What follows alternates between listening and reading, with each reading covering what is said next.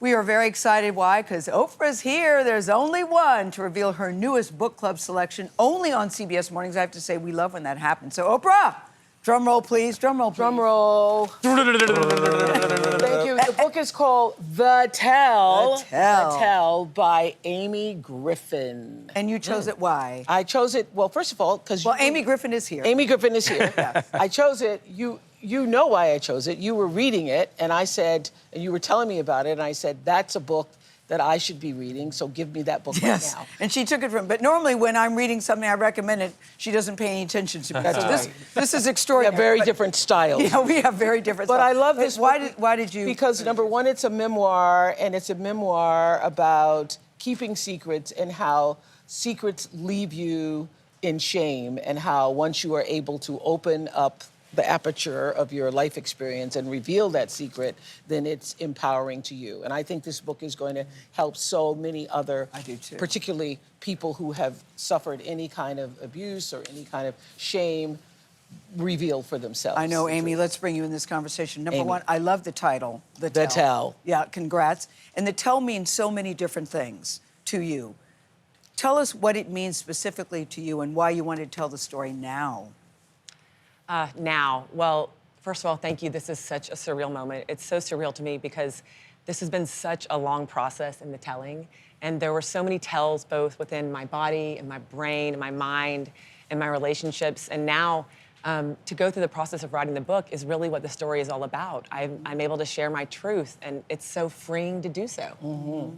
And your truth is what? I mean, we should lay it out so people understand. You were abused by a teacher, but you kept it secret for so long, growing up with, tattletales don't tell. Mm-hmm. But also, you really didn't remember all of the things that had happened to you. It's not really a conscious choice. And the way you write about your body showing signs of the unresolved trauma before your memories came back is fascinating. You know, I think there's that idea that secrets, you think they keep you safe, but really they keep you stuck. Mm-hmm. And this idea that I was really not able to let that go. I built up these walls and these castles and built these moats in my life to hold myself safe. And I thought that that was what kept me safe. But really, it was only in the telling. It was in the sharing of my story and the processing of what had gone on and the unraveling of all of it that I'm able to live the life that I am now. And I feel so grateful to be able to do so. One of the reasons this book struck me is because I've done so many, had so many conversations over the years when I was doing the Oprah show. I think we had 251 conversations about sexual abuse, sexual assault. And you were sexually abused yourself. And I was, raped at the age of 9 and molested all the way through 14 and all of that. And was able to overcome that by revealing it. And what I've learned is that so many people do exactly what Amy Griffin did and talks about in her book, The Tell. They're trying to live this life of perfection. Yes. So the book starts out with Amy running. She was a great athlete, continues to be one, but running. And part of that running is running from the idea of this thing that had happened to her because she had grown up in this perfect family. Yeah. And so, when you live in this perfect environment, you don't want to have to admit to yourself that something's wrong. Isn't that what happened? Absolutely. And I think the idea that when you let go of the control and when you realize that vulnerability is really the power that you have. And I feel like the vulnerability here has really given me, a new life in many ways, that I've been able to tell this story, not from trying to hold on to control, not by trying to make everything look perfect, because we as women, we hold so much, like to be the perfect mother, the perfect sister, the perfect daughter, the perfect athlete. And when I've let that go, I think it's changed so much in my life, for sure, in my relationships in every form. You write, in fact, that it was making you sick, keeping this secret. And then you write in the book, the only way to heal now was to speak out loud what had been done to me, to say it over and over again, as loud as I could, looking directly into someone else's eyes. That process, that epiphany that came to you, what was that like when you all of a sudden realized that you had to tell this story?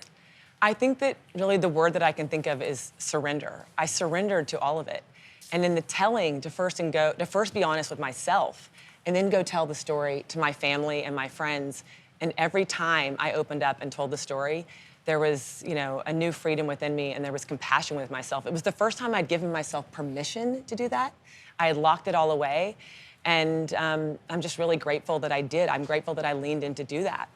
Well, we had this wonderful conversation. Oh, I have a podcast now, y'all. Yes. Sponsored by Starbucks. And we were at the Starbucks Roastery in Chicago, surrounded by all of these women Who had read the book. Yes. and were so moved and empowered. And one of the most moving was a woman who said, after reading this book, I immediately called my daughters together. She had 3 daughters, and sat down with my daughters to talk to them about the tell. Yeah. Because as you were saying before, Tony, before we started, what this means for people who have had sexual assault in their lives and passing that message on to their children in a way that empowers their children from not letting You it have happen to very them. powerful moments in the book where you tell your children, your daughter in particular, she says, Mom, what's wrong? Is there's something, you don't seem like yourself. That this young girl, Said, Mom, you're here, but you're not but really you're not here. here. Yeah. I'm so grateful for that moment. That's the idea that my children were holding a mirror up to me, to myself, to say, Mom, you're here, but we want you to participate in our life in a way that maybe you're not. And the gift that really gave me in that moment was that my child was parenting me. And if I couldn't listen to that, then there was... She could tell that you were running from something, but you couldn't. But you Yes. couldn't, yeah. Yes. What were you saying? And you were gonna shoot. You were holding off on writing the book at one point, looking for the perfect ending, right? Yeah. That's legal justice or finding other survivors. And you say you got past that. How? And so then, what is the ending for people? Well, I think the thing is, for me, is that I wrote this book first for myself on the bathroom floor, not knowing that anyone in the world would ever see it again. So it was really just for me. But then as I started writing, and now that I look back, there was this criminal investigation. It's a wild thriller of a ride that I went through, and thinking that if I could hold this person accountable, that would be the perfect ending.